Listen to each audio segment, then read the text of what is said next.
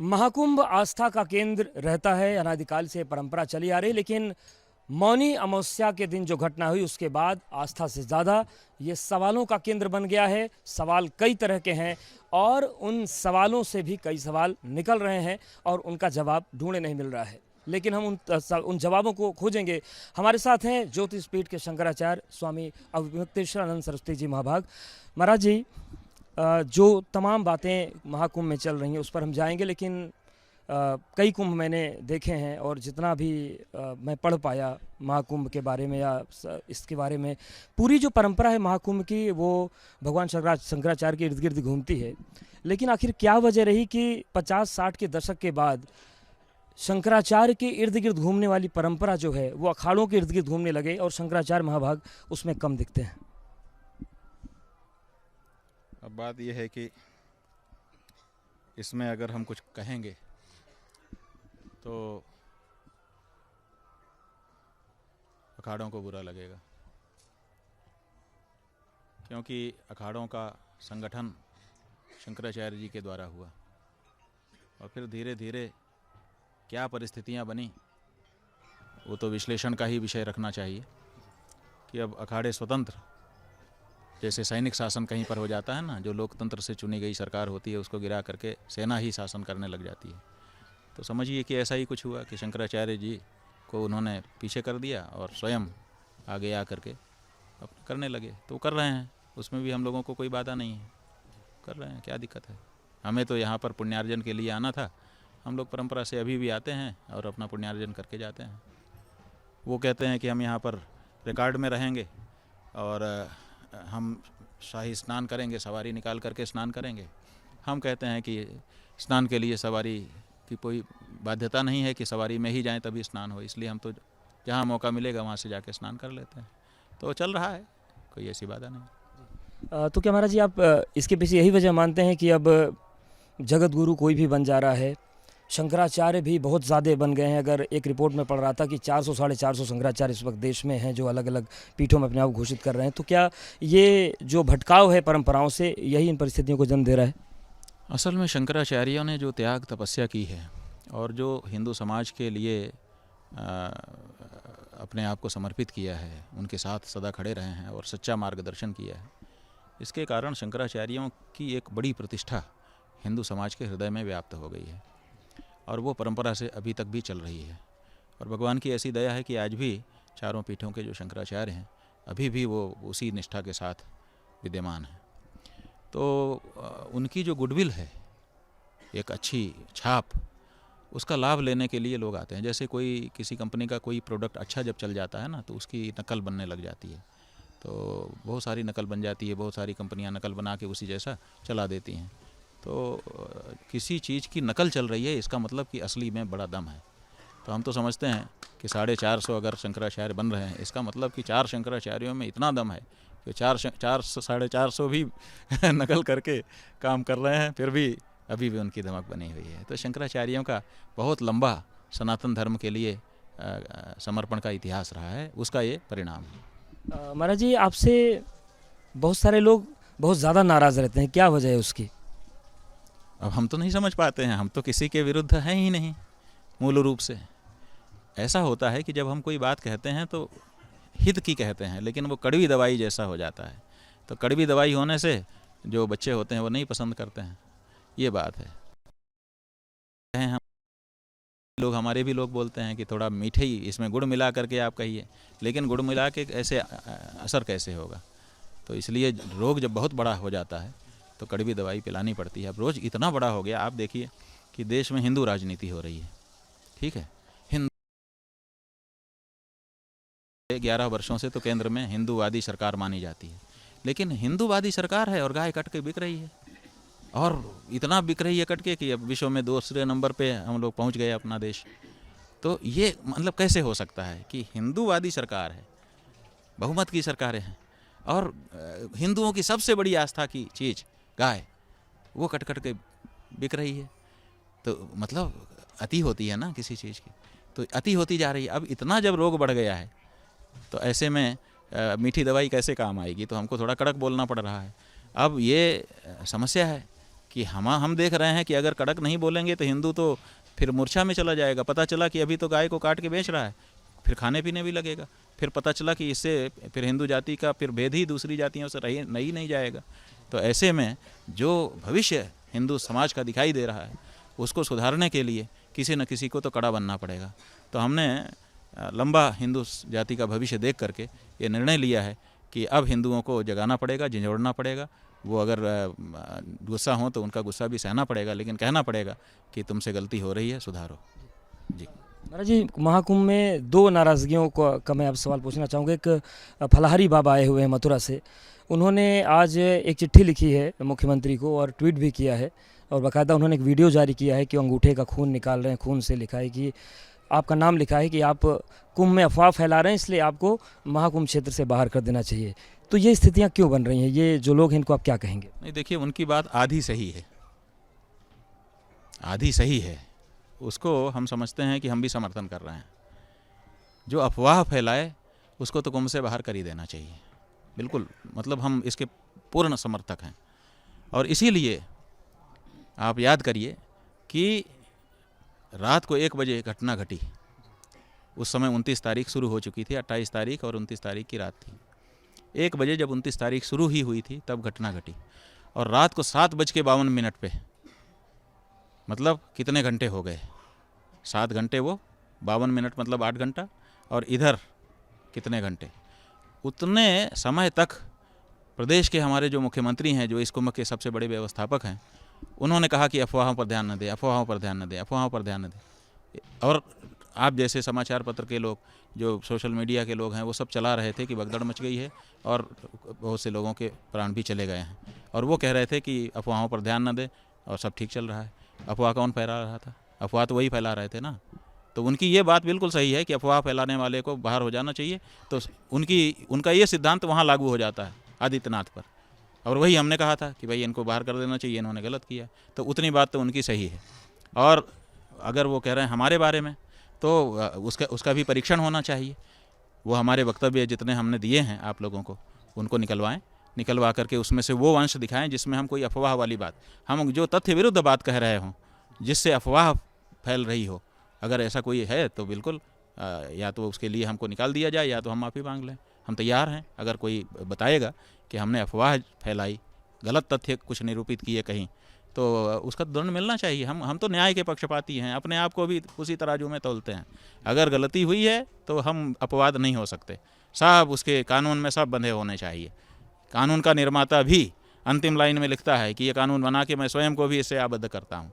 तो ऐसी परिस्थिति में अगर कोई अफवाह फैलाने वाली बात हमारे द्वारा हुई है तो हमारे को उसका दंड मिलना चाहिए, लेकिन पहले सिद्ध करना पड़ेगा कि ये वाली बात अफवाह थी। हमने क्या अफवाह फैलाया? हमने तो कोई अफवाह नहीं फैलाई हमारी जानकारी में।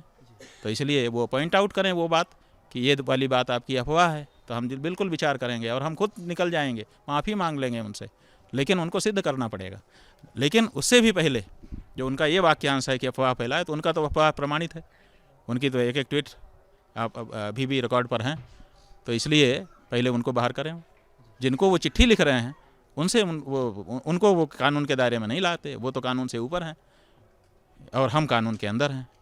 ये जो दोहरा उनका दृष्टिकोण है, इस पर उनको भी विचार करना चाहिए कि अगर कानून आप कुछ कहते हो, कोई सिद्धांत निरूपित करते हो, तो सबके लिए करो। स्वामी रामभद्राचार्य जी महाराज भी नाराज़ हैं आपसे। वो कह रहे हैं कि जो आपने मुख्यमंत्री का इस्तीफ़ा मांगा, तो आप संत होने के नाते इस्तीफ़ा मांगने का हक नहीं रखते, और दूसरी बात वो ये कह रहे हैं कि वो आपको शंकराचार्य नहीं मानते। अच्छा, इस्तीफ़ा मांगने का हक किसको होता है? उनका कहना है कि राजनेता करें, कि संविधान में, भारत के किसी राजनीतिक दल के बायलाज में, किसी धार्मिक पुस्तक में, कोई किताब ऐसी हो जिसमें इस्तीफ़ा मांगने का हक निरूपित हो कि ये व्यक्ति इस्तीफ़ा मांग सकता है और ये नहीं मांग सकता है। देखिए, जो भी आचार्य होता है वो जब कुछ कहता है तो उसका कहीं ना कहीं से सपोर्ट होता है कि मैं इस आधार पर ये बात कह रहा हूँ। तो पहले तो उनसे पूछा जाना चाहिए कि इस्तीफ़ा मांगने का अधिकार किस किस को है और किस किस को नहीं है, और फिर अगर उसमें हमारा क्राइटेरिया आता होगा कि हमको नहीं है तो हम उनकी बात मान लेंगे। लेकिन जब हम देख रहे हैं कि हमारा व्यवस्थापक जो है वो सही व्यवस्था नहीं कर रहा है, लीपापोती कर रहा है, तथ्यों को छुपा रहा है, तो हम नहीं चाहेंगे कि इसकी जगह दूसरा आए। और दूसरा आएगा कैसे जब तक ये इस्तीफ़ा नहीं देगा? तो इसलिए एक अच्छे व्यवस्थापक की मांग के लिए ज़रूरी था कि इनका इस्तीफ़ा मांगा जाता, ताकि, और हम कोई इनकी पार्टी के विरुद्ध नहीं थे, हम कह रहे थे कि आप इसी पार्टी से दूसरा नेता ले आइए जो योग्य हो। तो हम क्या इसमें गलत कह रहे थे? और वो ये भी कह रहे हैं कि वो आपको शंकराचार्य नहीं मानते, उनका भी कहना है। बिल्कुल सही है। एक बात तो ये है कि वो नहीं मानते हैं, इसको प्रकट करने की ज़रूरत नहीं है, क्योंकि वो कई बार पहले प्रकट कर चुके हैं। तो एक ही बात को कोई विद्वान बार बार क्यों कहता है? इसका मतलब कि पहले कही गई उसकी मानी नहीं गई है। एक विद्वान एक बार बात कह देगा, लकीर हो जाती है पत्थर की कि भाई उन्होंने कह दिया तो कह दिया।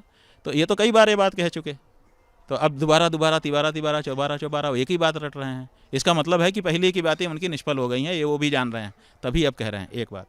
दूसरी बात यह है कि ये परिस्थिति ऐसी नहीं है। आप देखिए कि यहाँ हाय हाय मची हुई है, यहाँ पर मृत्यु हो गई है बहुत से लोगों की, बहुत से लोग घायल चोटिल हो गए हैं, लोग डर गए हैं, भय में आ गए हैं। इस समय हम धर्माचार्यों का क्या कर्तव्य है कि उनको ढाढ़स बंधाएं, लोगों को फिर से प्रेरित करें, शांति सुव्यवस्था स्थापित करें, जो मर गए हैं उनके संस्कार आदि के बारे में चर्चा करें, जो उनके परिजन हैं उनको सांत्वना दें। यही सब काम तो इस समय हम लोगों का है। इस समय ये निर्णय होगा कि कौन शंकराचार्य है कौन नहीं है। ये मतलब, इसका मतलब है कि जो परिस्थिति बनी है यहाँ पर मृत्यु आदि की, उसकी संवेदना उनके हृदय में है ही नहीं। अभी भी वो राज्यसभा में बैठ करके निर्णय कर रहे हैं कि कौन शंकराचार्य है कौन शंकराचार्य नहीं है। तो ये परिस्थिति नहीं है इस तरह का विचार उपस्थापित करने की। संदर्भ भी विद्वान को समझना चाहिए कि किस संदर्भ में कौन सी बात हम उठाएं। दूसरी बात यह है कि जो बात हमने उठाई कि भाई ये छिपाना सही नहीं है, आपने छिपाना ठीक नहीं था, आपको सामना करना चाहिए और अभी भी करिए, और कोई योग्य व्यक्ति ले आइए ताकि आगे के ऐसी घटना ना हो। ये बात उठाने के लिए क्या शंकराचार्य होना जरूरी है? हम नहीं हैं, एक बार के लिए मान लेते हैं थोड़ी देर के लिए कि हम नहीं हैं शंकराचार्य, तब भी ये क्या बात है कि कोई शंकराचार्य होगा तभी ये बात उठा सकता है, नहीं तो उठा ही नहीं सकता। अरे हम स्नानार्थी हैं कि नहीं, हम कुंभ में आए हैं कि नहीं, हम एक सनातनी हैं कि नहीं, अगर हम इस कुंभ का अंग हैं, इसमें हम सम्मिलित हैं, तो हमको अपने आप इस बारे में कहने का अधिकार है। इसके लिए शंकराचार्य होने की क्या ज़रूरत है? ये जो बात इन लोगों के मन में है कि कोई शंकराचार्य होगा तभी उठा सकता है, तो ये भी कोई तात्पर्य नहीं रखती है। तो उनकी बात हर दृष्टि से, अभी कई और दृष्टियां हैं, कितना हम विस्तार करें, कोई तात्पर्य नहीं रखती हैं ऐसी बातें। आपके वो ये कहते हैं कि 30 ही तो मरे हैं, माने 30 की मृत्यु कुछ होती ही नहीं है, धक्का सा लगता है सुन करके। अरे भाई ठीक है, साधु संत दोहे निर्मोही होते हैं, लेकिन किसी के मोह में इतना भी ना पड़ जाए कि किसी की गद्दी के एवज में किसी की मृत्यु भी छोटी लगने लग जाए। मेरे प्यारे की गद्दी बची रहे, इसके लिए 30 मरे तो उनकी मृत्यु बहुत छोटी है। ये जो निरूपण है, अगर आप निर्मोही हो तो सबके लिए निर्मोही हो जाइए, मरे वालों के लिए भी हो जाइए और इनके लिए भी हो जाइए। लेकिन इनके लिए तो आपके मन में मोह दिखाई देता है कि किसी भी तरह से इनका बचाव करना है, लेकिन जो मर गए उनके बारे में संवेदना आपके मन में नहीं आती है। ये क्या दिखाता है? इसका मतलब है कि आपका मन जो है ना तो मोही है ना तो निर्मोही है, सिलेक्टिव है कि इनके लिए निर्मोही होना है, इनके लिए मोह रखना है। तो विश्लेषण तो अलग ही तरह का हो रहा है। बाकी तो हम तो उनका बड़ा सम्मान करते हैं, आगे भी करते ही रहेंगे। वो तो अपना बोल रहे हैं, आनंद में बोल रहे हैं, जो बोलना चाहें, लेकिन उनको ये सोचना पड़ेगा महाराज जी को कि शंकराचार्य होने, जो हमने बात कही है उसके लिए शंकराचार्य होना जरूरी नहीं है। जिसके लिए शंकराचार्य होना होगा वहाँ आप सोच लीजिएगा कि ये शंकराचार्य है कि नहीं है, वहाँ हम जवाब देंगे आपको कि हम हैं कि नहीं है। नहीं? आपके भी कई शिष्य होंगे जो महत्वपूर्ण पदों पे होंगे, अच्छे पदों पे होंगे, क्या उनसे आपको ऐसा इनपुट या जानकारी मिल रही है कि आंकड़ों को छिपाया जा रहा है मृत्यु के, जो कुंभ में भगदड़ हुई? भैया एक नहीं अनेक लोग हैं और सब बता रहे हैं कि आंकड़ों में भारी हेरा फेरी की गई है। लाशों को मतलब अब बहुत सारी बातें अभी हम कह ही नहीं सकते हैं, ठीक नहीं होगा, लेकिन बहुत मिसमैनेजमेंट है कह रहे हैं। आखिरी प्रश्न, प्रधानमंत्री आ रहे हैं कुंभ में स्नान करने के लिए, जो पूरी परिस्थितियां बनी हुई है इसमें क्या अपेक्षा आप उनसे करते हैं? देखिए, हमारे देश के जो प्रथम राष्ट्रपति थे डॉक्टर राजेंद्र प्रसाद, जब भारत स्वतंत्र हुआ था और पहला कुंभ आयोजित हुआ था, तब भारत के राष्ट्रपति आए थे यहाँ कुंभ में और पूरे नियम का, संयम का पालन करते हुए 1 महीना कल्पवास में रहे थे। इतना बड़ा कुंभ निकल गया, एक बार राष्ट्रपति राजेंद्र प्रसाद का जिक्र किसी ने नहीं किया, जबकि उनका बार बार स्मरण होना चाहिए था, क्योंकि भारत के उस राष्ट्रपति महीना जीवन बिता करके, कल्पवास करके, अपनी अगाध आस्था कुंभ पर्व के प्रति, इस प्रयाग संगम के प्रति व्यक्त कर दी थी, लेकिन कोई उनकी याद नहीं कर रहा है। तो उन्हीं के पद चिन्हों पर चल करके अगर कोई दूसरा भी नेता यहाँ आता है, अपनी आस्था प्रदर्शित करता है और एक व्यक्ति के रूप में स्नान आदि करके पुण्य लाभ करता है, तो इसमें क्या खराबी है? स्वागत है, होना चाहिए।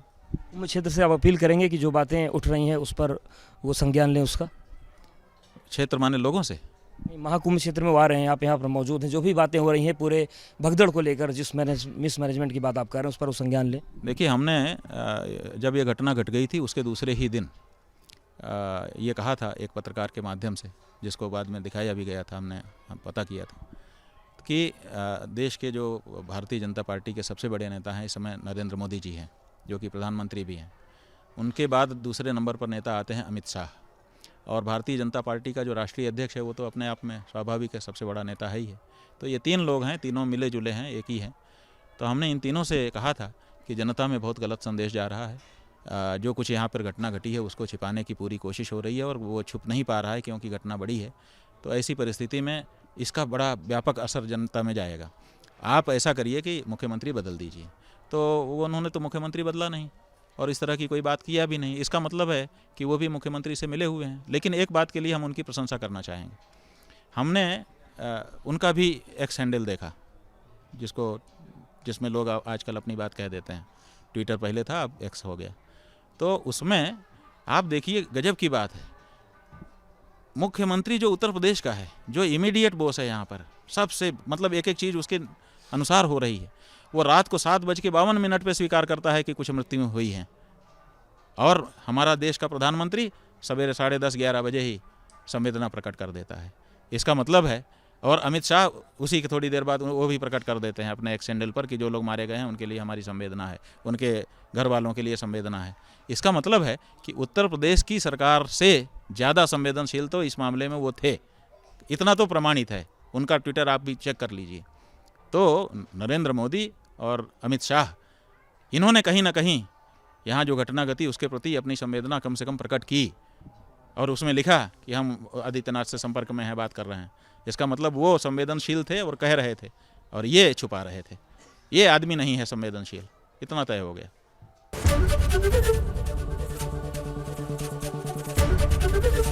एबीपी गंगा, खबर आपकी, जुबान आपकी।